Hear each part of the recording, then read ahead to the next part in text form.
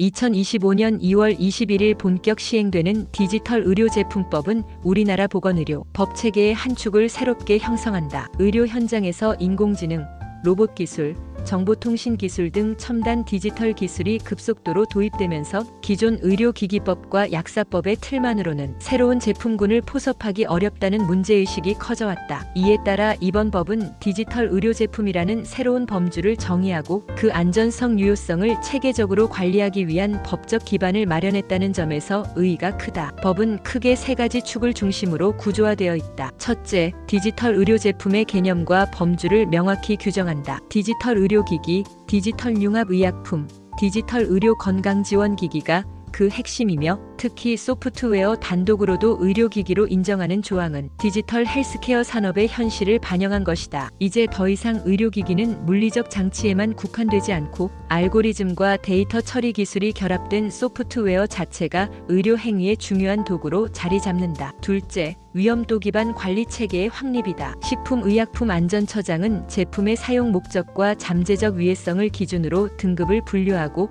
허가 인증 신고 절차를 차등화할 수 있다. 이는 환자의 안전을 보장하면서도 혁신적인 제품이 시장에 신속히 진입할 수 있도록 하기 위한 장치다. 실제로 안전성이 높고 위해도가 낮은 기기는 간소화된 절차를 통해 허용되며 반대로 위해도가 높은 제품은 엄격한 임상시험과 성능시험을 거쳐야 한다. 셋째, 국가의 적극적 역할과 책임 명시다. 국가는 단순히 규제기관에 머무르지 않고 디지털 의료제품의 연구개발 지원, 국제 경쟁력 강화, 성능 예측 시스템 구축 등의 책무를 진다. 특히 안전관리 종합계획을 3년마다 수립 시행하도록 한 조항은 장기적 비전을 바탕으로 한 정책 추진을 가능하게 한다. 그러나 이 법의 시행은 동시에 몇 가지 과제를 남긴다. 첫째, 기존 법률과의 충돌 문제다. 디지털 융합의약품이나 건강지원기기의 경우 기존 약사법이나 의료기기법과의 경계가 모호하다. 법이 주된 기능을 기준으로 구분하겠다고 규정했지만 실제 현장에서는 분류를 둘러싼 해석 논란이 불가피할 것이다. 둘째, 개인정보 보호와 데이터 활용의 균형이다. 원격 임상시험,